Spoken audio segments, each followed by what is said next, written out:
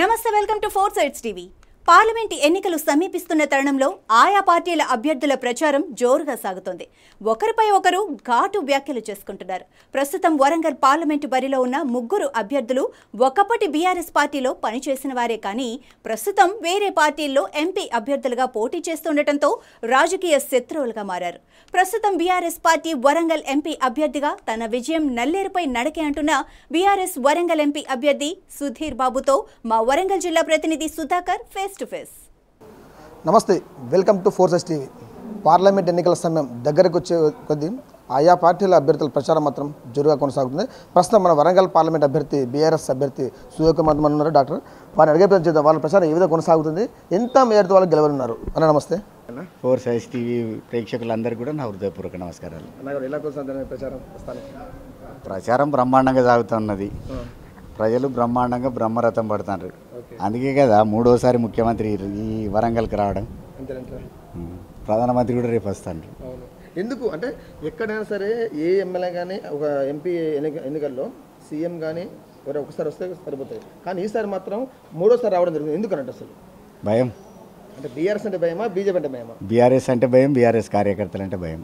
తెలంగాణ రాష్ట్రంలో వాళ్ళు ఎటువంటి ఉద్యమంలో పాల్గొనకుండా ముఖ్యమంత్రి అండి ఇవాళ. ఆ ముఖ్యమంత్రికి ఊకెనలో నేను అయితే ముఖ్యమంత్రిని ప్రజలకు అనేక రకాలైన హామీలు ఇస్తే ఏది వేయలేదు కాబట్టి ప్రజలు తిరుగుబాటు చేస్తున్నటువంటి విషయం తెలుసు. వరంగల్ ప్రజలు ఇంకా ఉద్యమం బాటలు మొదటి నుంచి ఉన్నారు కాబట్టి ఇక్కడికి 3 సార్లు రావాల్సినటువంటి పరిస్థితి గత్యంతరం కార్యకర్తలు ఏర్పాటు చేసింది. ఒకటి అన్నట్టు ఎప్పుడు లేనిది వరంగల్ రాజకీయం అంటే తెలంగాణ రాష్ట్రంలో ఏ రాజకీయం వేరే ఉంటుంది, ఓన్లీ వరంగల్ రాజకీయం వేరే ఉంటుంది. ఎందుకంటే ఇప్పుడు ఇక్కడ చూసినా కూడా గతంలో ఉన్న బీఆర్ఎస్ పార్టీకి చెందిన లీడర్లే ఇప్పుడు 3 పార్టీలు చేరారు. ఒకటి మీరు, కరేం కావ్య కానీ, ఆరు రమేష్ కానీ. ఒకే పార్టీలో ముగ్గురు ఒక ఫ్యాన్ కొన్న 3 రెక్కల్లో విడిపోయడం జరిగింది. ఇలా విడిపోవడం వల్ల బీఆర్ఎస్ పార్టీకి నష్టం ఉంటుందా? బీఆర్ఎస్ పార్టీకి ఎటువంటి నష్టం లేదు. పైపెచ్చు వాళ్ళ మీద కోపం ఉన్నది బీఆర్ఎస్ పార్టీకి. ఎందుకంటే వాళ్ళు పార్టీకి ద్రోహం చేసిపోయిన అనేటువంటి ద్రోహ చింతన ఉన్నట్టు కడియం శ్రీహరి గారు కావచ్చు, ఆ బిడ్డ కూడా మాట్లాడింది కదా మొన్న. అసలు ఈ టికెట్ నుంచి ఆ టికెట్కు మారే లోపల మాట్లాడింది. కాంగ్రెస్ పార్టీ ఒక పిల్లగాలిలాగా వస్తుంది పోతుందని చెప్పింది. ఇవాళ ఏం మాట్లాడుతుందో వాళ్ళకే తెలియాలి, వాళ్ళు ఆలోచన చేసుకోవాలి. అంటే ఎవ్వరు కూడా ఈ అధికారం కోసము లేకపోతే ప్యాకేజీల కోసం పోయేటిది తప్ప మిగతా ప్రజలు ఎవరు పోలే, కార్యకర్తలు పోలే, ప్రజలు పోలే, అందరూ స్పష్టంగా ఉన్నారు.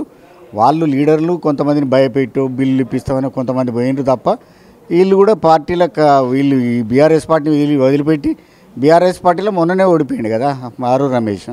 1,00,000 ఓట్ల మేయాడితో పోయినసారికి వెళ్తే ఈసారి 20,000 లోపలికి పోయింది. ప్రజలు తిరస్కరించారు. ప్రజలు తిరస్కరించినప్పుడు ఒక అభ్యర్థిత్వాన్ని చూస్తారు, అభ్యర్థిని తిరస్కరిస్తారు.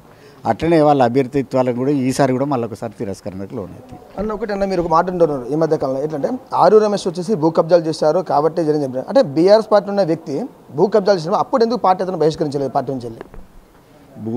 రకరకాల మనుషులు ఉంటారు ఒక పార్టీలో. పార్టీ అనగానే అందరు ఉండరు, రకరకాల వాళ్ళు ఉంటారు. అంటే అందులో కొంతమంది ఏమో పార్టీ సేవ చేయాలని కొంతమంది ఉంటారు, కార్యకర్తలకు సేవ చేయాలని కొంతమంది ఉంటారు, కొంతమంది స్వార్థ చింతన ఉన్నోళ్ళు రకరకాల పనులు చేస్తారు. మీరు అన్నట్లు భూ కబ్జాలు కావచ్చు, భూ ఆక్రమణలు కావచ్చు, అనేక రకాలుగా చేసి ఉంటారు. చేసిన దృష్టికి వచ్చే లోపటే ప్రజలకు తీర్పు చెప్పింది కదా, మళ్ళీ ఒకసారి ప్రజలు తీర్పు చెప్పబోతారు. అంటే మీరు నిన్న ఒక మాట అన్నారు మీడియా ప్రెస్లో, ఈసారి మమ్మల్ని గెలిపియండి నేను వరంగల్ జిల్లాలో అభివృద్ధి చేస్తానని చెప్పన్నారు. గత ప్రభుత్వం అంటే గతంలో మీ ప్రభుత్వం ఉండే 10 సంవత్సరాల్లో మీ అభ్యర్థి ఎంపీగా ఉన్నారు. మరి 10 సంవత్సరాలు కానీ డెవలప్మెంట్ ఈసారి మీ చేతిలో అవుతుందా? అంటే ఇప్పుడు జరిగేదేమో పార్లమెంట్ ఎలక్షన్స్, మీరేమో రాష్ట్ర ప్రభుత్వం విషయం మాట్లాడతాను. 10 సంవత్సరాల లోపల ఒక్కసారి వెనక తిరిగి చూస్తే ప్రజలనే కేంద్రకంగా చేసుకున్నటువంటి జనరంజక పాలన చేసినటువంటి కేసీఆర్ను చూసిన తర్వాత అసలు రేవంత్ రెడ్డిని అసలు చూడంగానే ఈయన ముఖ్యమంత్రి అనేటువంటి ఆలోచన వచ్చింది. ప్రభుత్వానికి వ్యతిరేకమైనటువంటి పవనాలు వీస్తూ ఉన్నాయి. ప్రభుత్వం అనేక హామీలు ఇచ్చింది కాబట్టి ప్రభుత్వంలోపటికి వచ్చింది. అది కూడా తిరస్కరణకు గురిగాలే పూర్తిగా.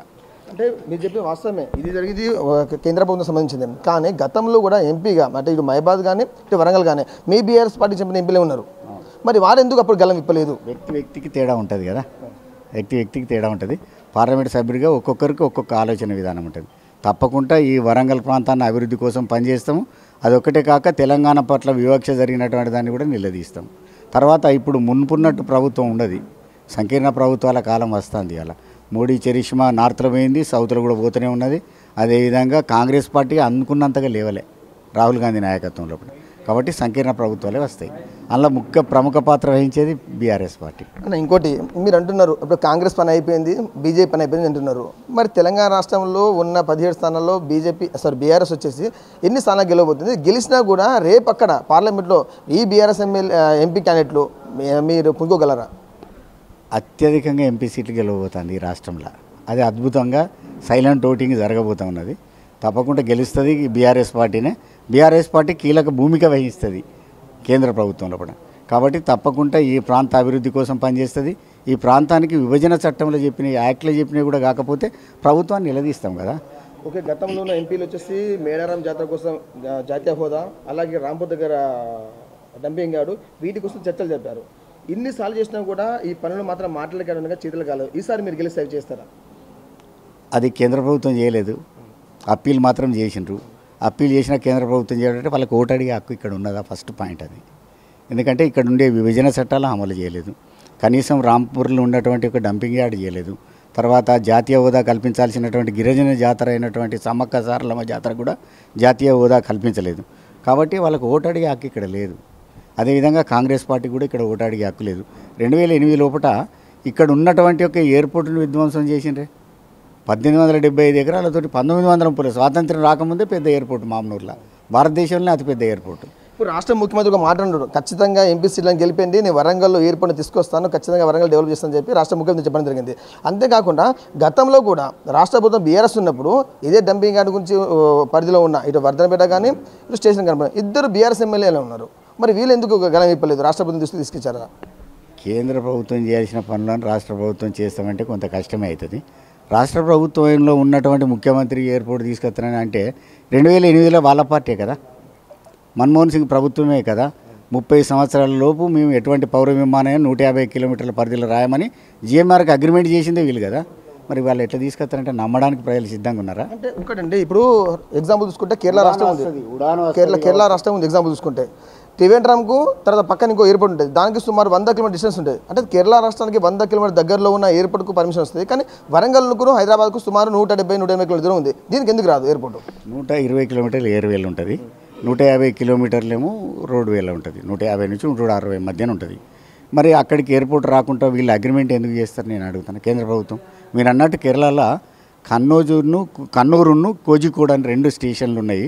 2 కూడా ఇవాళ ఎయిర్పోర్ట్లు ఉన్నాయి. అవి ఇంటర్నేషనల్ ఎయిర్పోర్ట్ 99 కిలోమీటర్ల పరిధి లోపలనే ఉన్నాయి. మరి అక్కడ ఎందుకు ఉంటుంది, ఇక్కడ ఎందుకు ఉండదు అనేది ఒకటి. తర్వాత ప్రధానమంత్రి గారు జార్ఖండ్ రాష్ట్రంలో ఒక ఎయిర్పోర్ట్ ఇచ్చిండు, ఏది దియోగర్ జిల్లాలో 6,000 కోట్ల రూపాయలు ఇచ్చిండు. అక్కడికి ఎన్నికలు ఉన్నాయని ఏదో మొక్కుబడి కార్యక్రమం చేసిండు. అక్కడ ఇచ్చినటువంటి ఎయిర్పోర్ట్లో అక్కడ పట్టణ జనాభా 2 లక్షలు, ఇక్కడ పట్టణ జనాభా 10 లక్షలకు పైన ఉన్నది. తర్వాత అక్కడ జిల్లా జనాభా మొత్తం 16 లక్షలు, ఇక్కడ 50 లక్షలకు పైన ఉన్నది. ఇంకా కరీంనగర్ జిల్లాకు సంబంధించినటువంటి కొన్ని మండలాలు కలిసినాయి, అవి కాకుండా కూడా 50 లక్షలకు పైన ఉన్నది. అట్టటప్పుడు ఎందుకు ఇవ్వద్దు ఇక్కడ ఎయిర్పోర్టు? ఉన్న ఎయిర్పోర్ట్ని అడుగుతున్నామండి, కొత్త ఎయిర్పోర్ట్ కూడా అడుగుతలేము. వరంగల్ జిల్లాలో హార్ట్గా ఉండేది ఏనుమావుల మార్కెట్. మీరు గెలిస్తే ఏనుమావుల మార్కెట్ చేయాల్సిన అభివృద్ధి ఏంటి? ఏం అభివృద్ధి చేస్తారు? అనేక అభివృద్ధులు చేయాల్సినటువంటి కార్యక్రమం ఉన్నది. ఏనుమాముల మార్కెట్ ఏదైతుందో ఆసియా ఖండంలో అతిపెద్ద మార్కెట్. ఆ మార్కెట్ నుంచి ఫ్రూట్ గ్రెయిన్స్ ఎక్స్పోర్ట్ కావాలంటే ఏం కావాలి? International airport. మరి ఏది ఇంటర్నేషనల్ ఎయిర్పోర్ట్ అంటే ద్వితీయ శ్రేణి నగరాలను దెబ్బతీసి ఇక్కడ ఐటీ కంపెనీలు రాకుండా చేసి, ఇక్కడ ప్రజలకు ఉపాధి కలగకుండా చేసి, ఇక్కడ పరిశ్రమలు రాకుండా చేసి, ఇవాళ దేశాయిపేటలో ఉన్నటువంటి యొక్క లెదర్ ఇండస్ట్రీస్ పోయినాయి. తర్వాత పోతే రంగశాయిపేటలో ఉన్నటువంటి మన హస్తకళలకు సంబంధించిన ఇండస్ట్రీ పోయింది, హస్తకళల ఇండస్ట్రీ పోయింది. అదే కాకుండా చేనేత కార్మికులు దర్రీజ్ ఉన్నది కొత్తవాడలో, ఆ దర్రీజ్ కూడా జిఐ ట్యాగ్ ఉన్నప్పటికీ అది జరగకుండా చేసినటువంటి సందర్భం కేంద్రంలో ఉండేటువంటి కాంగ్రెస్ ప్రభుత్వం కావచ్చు, బీజేపీ ప్రభుత్వం 2 కూడా చేసినాయి. ఎందుకంటే 2008లో కాంగ్రెస్ ప్రభుత్వం అగ్రిమెంట్ చేసింది, 2022లో ఇంకొక 30 సంవత్సరాలకు కూడా మేము తీసుకురామని చెప్పి మోడీ ప్రభుత్వం చేసింది. రేపు మోడీ వచ్చినప్పుడు ఆయన జవాబు చెప్పాలి, మీరు ఏం ప్రశ్నలు అడుగుతారో చూడాలి. వరంగల్ పార్లమెంట్ ప్రజలకు మీరు ఎటువంటి సందేశం ఇస్తున్నారు? వరంగల్ ప్రజలు అందరూ కూడా, వరంగల్ లోక్సభ పరిధిలో ఉన్నటువంటి ప్రజలందరూ కూడా విజ్ఞానవంతులు, విజ్ఞులు.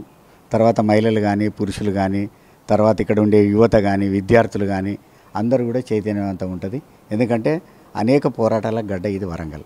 కాబట్టి వారందరికీ నేను మనవి చేసేదంటే అభ్యర్థి ఎవరో చూడండి, పార్లమెంట్కి ఎవరైతే అవసరమో చూడండి. తర్వాత ఈ పార్లమెంటు లోపల ఏ పార్టీ ఈ రాష్ట్రంలో అభివృద్ధి చేసింది, ఈ రాష్ట్రం లోపల అనేక ప్రజలను కేంద్రకం చేసుకొని జనరంజక పాలన చేసింది, ఆ పాలన నుంచి ఎట్లా వైదొలగాల్సిన పరిస్థితి ఏర్పడది. కాబట్టి छोटे भाई बड़े भाई दोनों मिलकर देश को सत्नाश करेगा మీరు ఎంత మేరతో గెలవబోతున్నారు? మెజార్టీది ప్రజలు నిర్ణయం చేస్తారు కదా, తప్పకుండా గెలుపు మాత్రం ఖాయం.